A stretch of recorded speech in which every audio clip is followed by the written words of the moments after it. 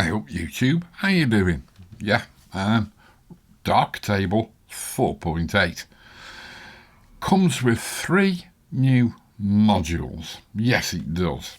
And those 3 new modules are, if we come over to the effects, enlarge canvas. Not something that belongs in a raw processor as far as I'm concerned. Composite. Holds a lot of promise, composite does. But I don't see it working myself. I'll show you for why shortly. But under the colour tab, the Colour Equalizer, oh, love it. Such a welcome addition to Darktable. It's just fabulous. So let's go and have a look at it, shall we? Yeah, let's do it.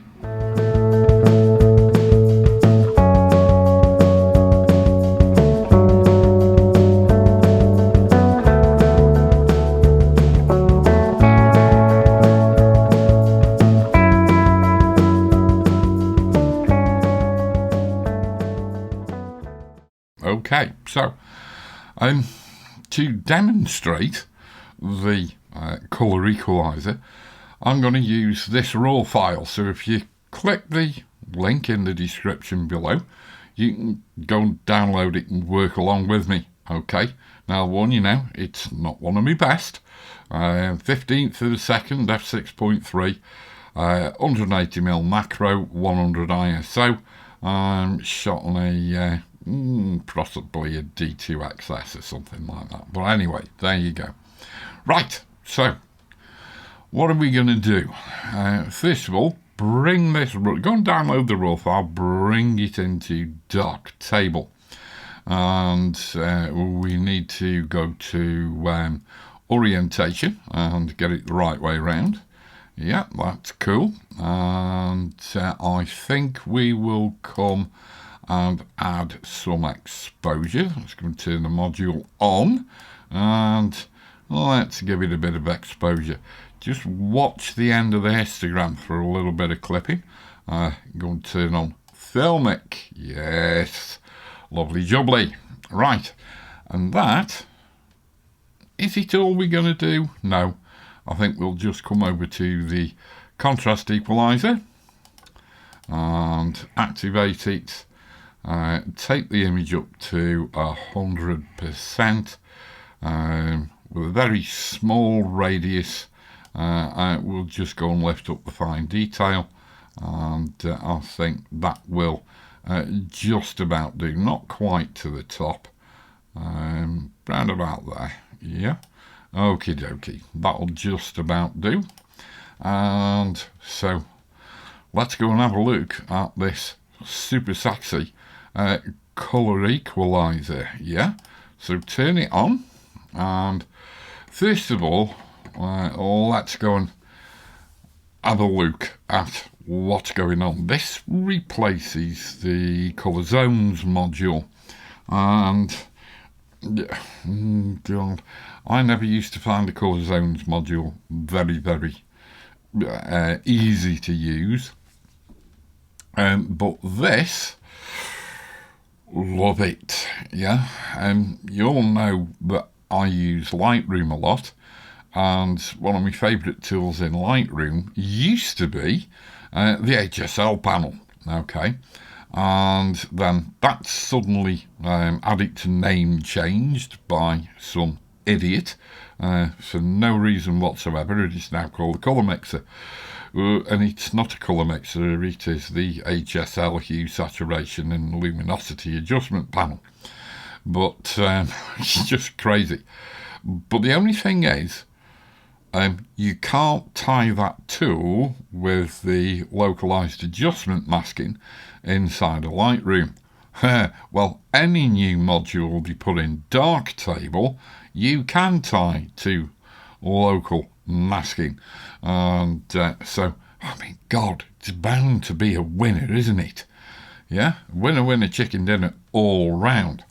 But before I go and do stuff with the colour equalizer, I want, in this image, I want to emphasise the colour of the dragonfly and the wee flower head he's sitting on, but I want to leave this sort of cool washed out green. So what I'm going to have to do is create a mask before I use the colour equalizer tool, okay, because I want to keep this colour, and if I make any changes in here, I'm not going to be able to isolate this colour because it will have changed. Okay, so what am I going to do? We're going to come to parametric masks, well, drawn and parametric masks, but I'm just going to make sure that we were working in scene referred,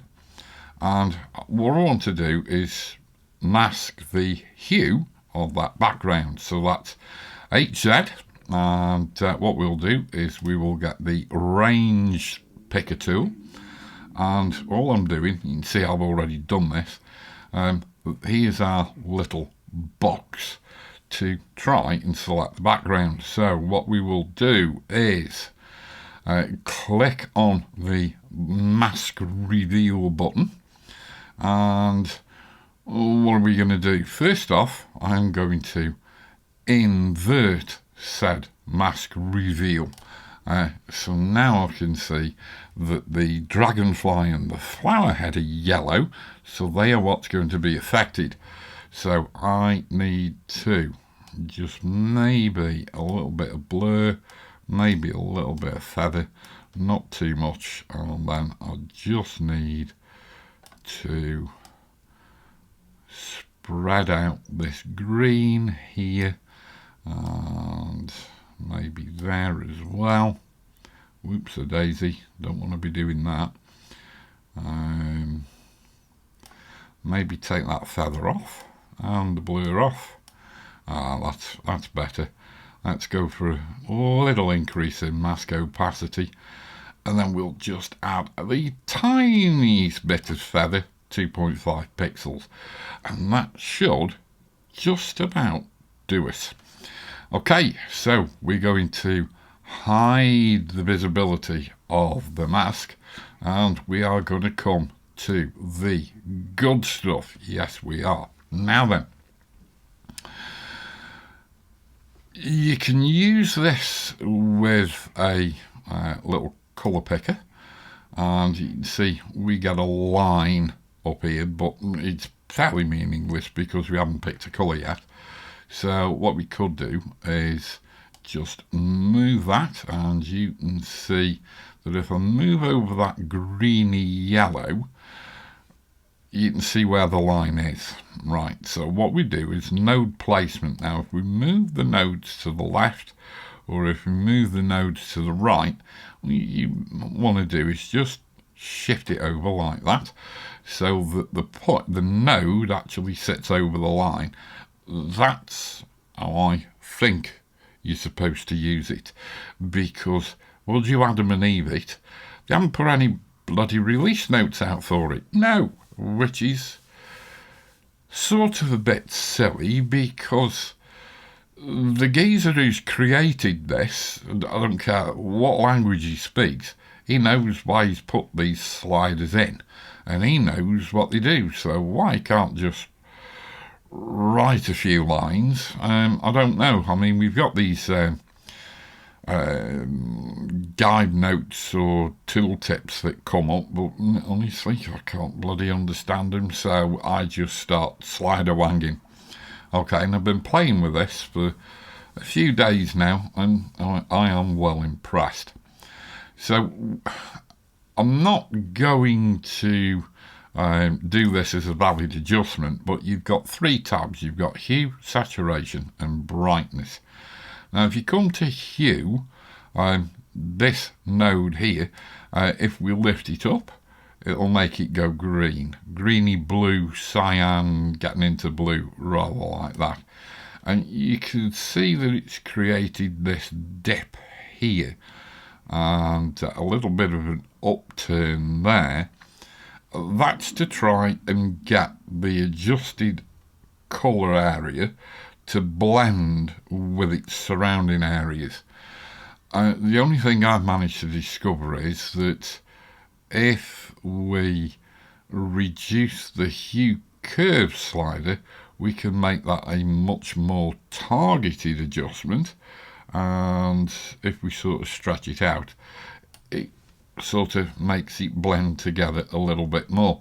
But that's a hue adjustment, yeah, which is not really relevant, and I just wish we got that same type of adjustment on the saturation and brightness areas as well. But we can't actually dial in and stretch these things out or tighten them up because we haven't got a saturation curve and we haven't got a brightness curve control, which would allow us to do these targeted adjustments. Why that is, I've no idea. But we don't want to be doing any hue adjustments, so double click and that's all gone. Right, what I want to do is I want to do a little bit of a brightness adjustment. Okie dokie.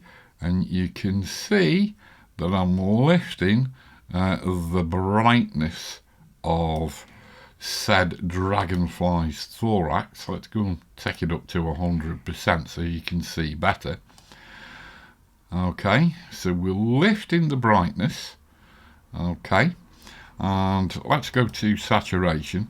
And we'll lift the saturation a bit, but just be careful you don't make it top out and go oversaturated, because then you'll lose detail in it. So it only wants a little tiny bit. But what we're going to do is also come over here to the left, and we're just going to lift the oranges up a little bit, and we'll just lift the yellowy greens up a little tiny bit. So that's on saturation. Let's come back to brightness and let's just follow the same sort of action on there. And then what we'll do is come out to a fit to screen view and turn it off and turn it on, turn it off, turn it on.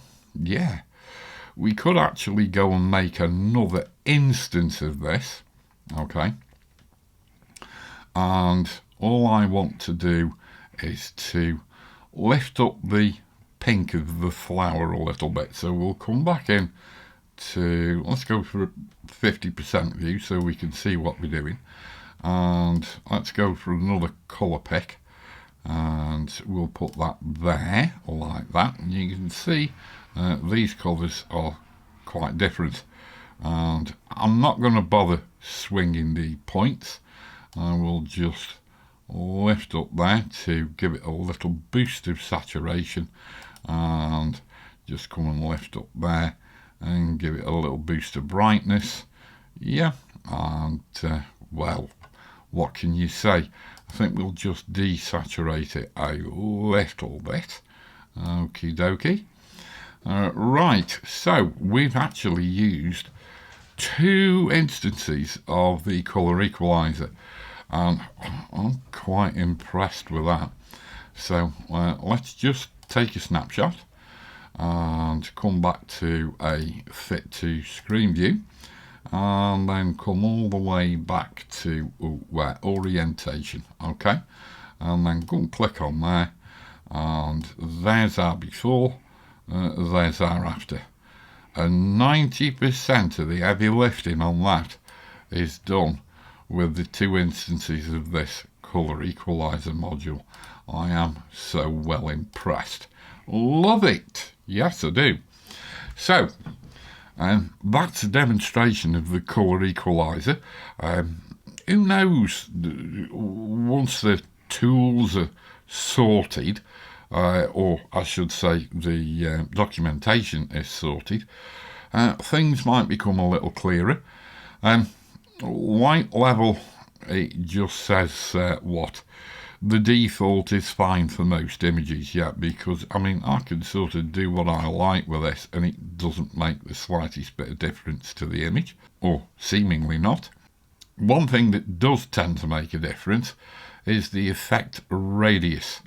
I might need to just move in a little bit there, and if we swing the effect radius all the way over to the right hand side, you'll notice there was a subtle sort of slightly more natural, less harsh variation took place on the image. I find this quite good.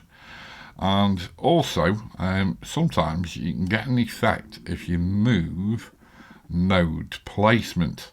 Yeah, so that's the node placement for the brightness being moved. We could go to saturation and we can move the node placement there, and you can see overall, once you've got your adjustment curve set, you can change the overall look and feel of the image by moving the node placement slider from right to left. So there's a lot of playing about in this module. It'd be good when we can sort of understand what all the rest of it does, but I am so impressed with this, and I mean, I just think it's a cracking little module. Right, let's move on to the composite. Okay, and so where are we? Let's come to here. Just come out to fit to screen view. What are we working on? Let's open this up, and it says processed images. Okay, well, this is a processed image because it's got some background processing on it. So if we come to the composite module and turn the composite module on, this is the first thing that popped into my head, and we need to drag another image out of the film strip. Well, what happens if we drag another element from a exposure blend sequence? So let's go for the highlights and just let it do its thing. And you'd think, well, ostensibly, yeah, I wonder what's going on there. Well, theoretically, what you want to use is this image we've just put in as a second image. What we want to use is the lower 50% of that, the top 50% of the underlying image, and you'd think you'd be sorted, wouldn't you? But if you notice, just in here, there's some weird banding going on, even though we haven't done anything yet. So if I just activate the masking panel, and I was to come in and get a simple graduated filter, and click there, and of course that's the wrong way round, so we'll go and toggle the polarity, and ostensibly you think we're getting somewhere, but sadly we're not.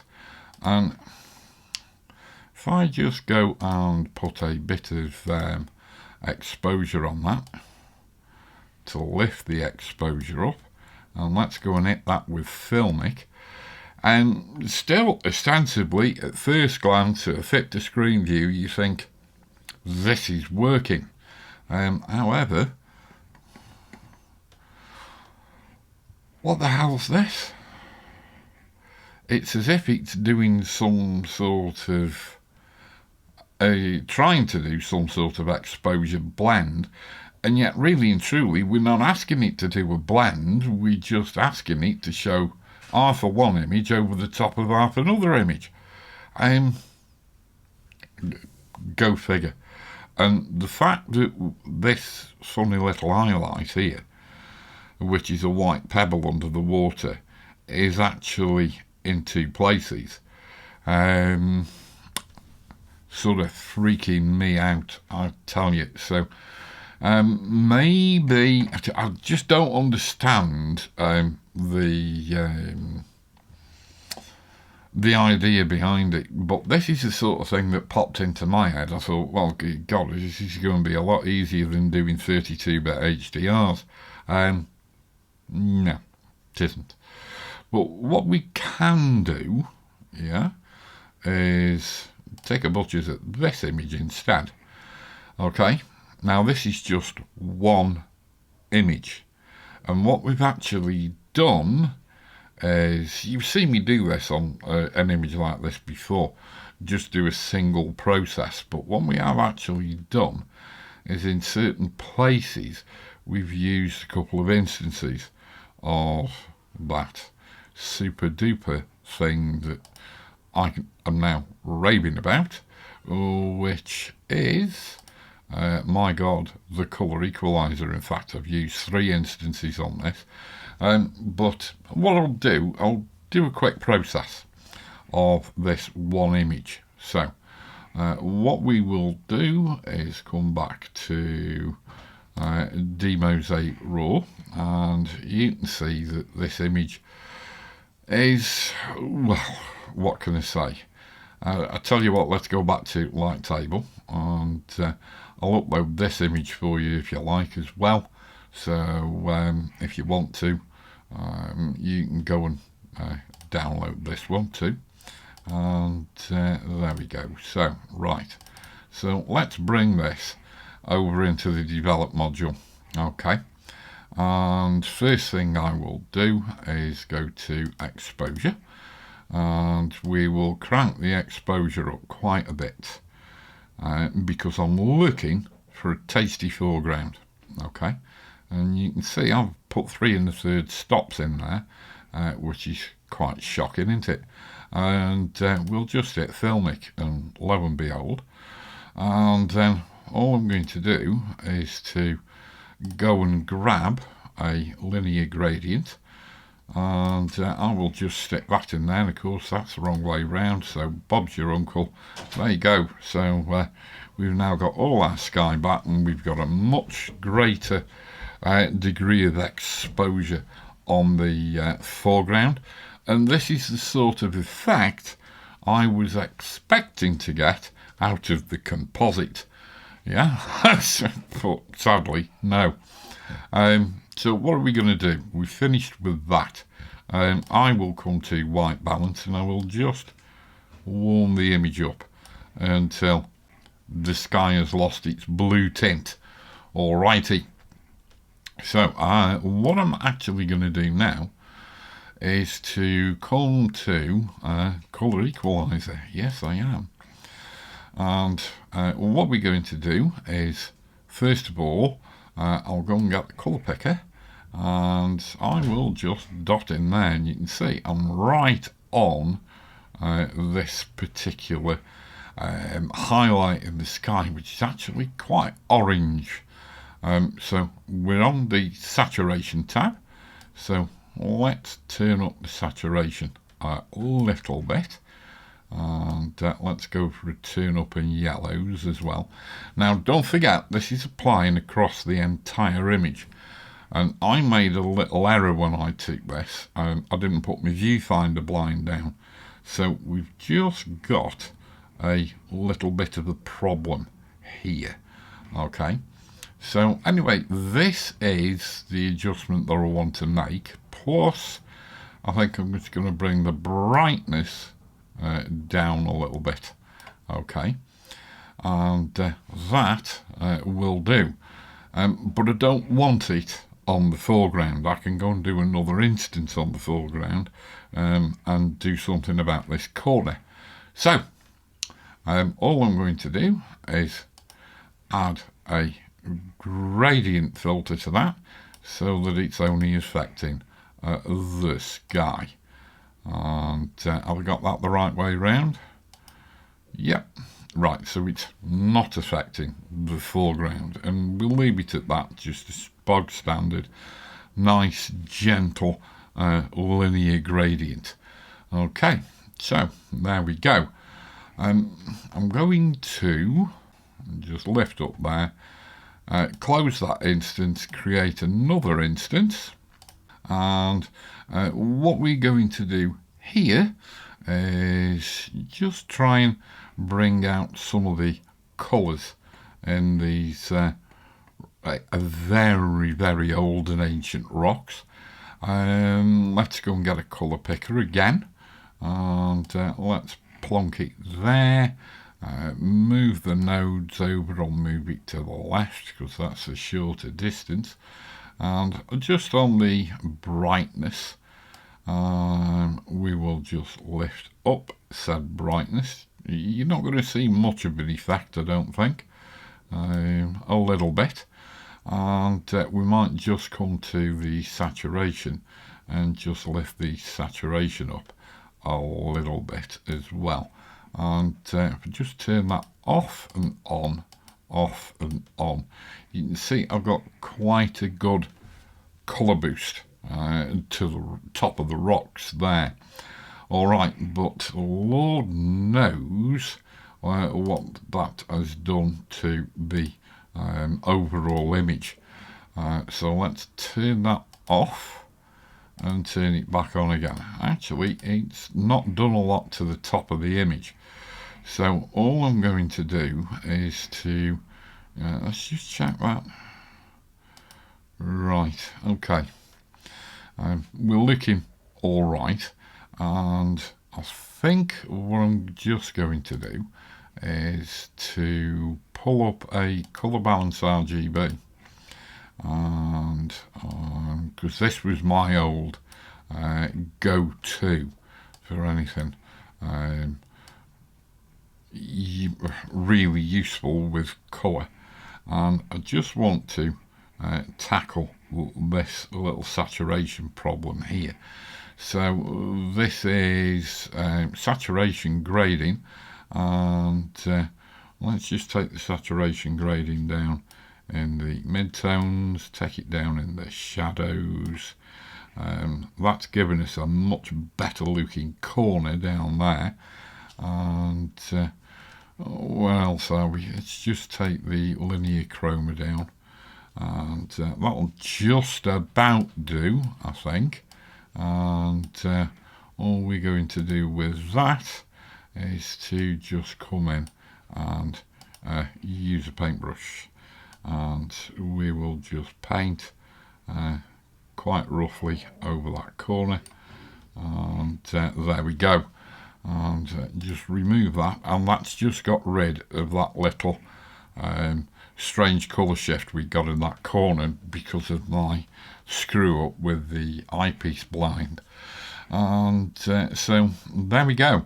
So we've used the God, I've forgotten what it's called now, the Colour Equalizer module, the replacement for the colour zones, and we've used 2 instances of that for making localized adjustments. I'm just going to finish this image off. Where's the vignette gone? Vignetting, yeah. And what are we going to do? I think we will just sort of move that up there a little bit, just so we darken this corner here, and yeah, that'll just about do. And so there we go.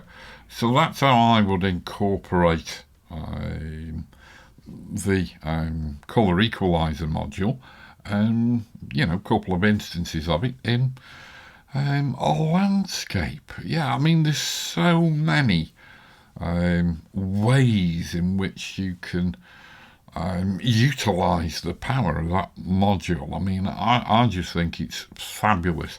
But as for these composite and large canvas modules, God only knows. Anyway, there you go, guys. Go download a couple of raw files, have a bit of a play, follow along with me. And I hope you found that useful. I hope you found it interesting. And until the next time, stay safe, stay well, keep taking the pictures, and I'll speak to you soon. Good on you, Darktable 4.8 developers, for creating that Colour Equalizer module, but for Christ's sake, you know, give us some explanation of how the blooming tools work in it. Yeah, and see what else you can come up with that composite and stop it from trying to blend stuff together when you're not asked it to. Alright guys, see you later. Tooroo.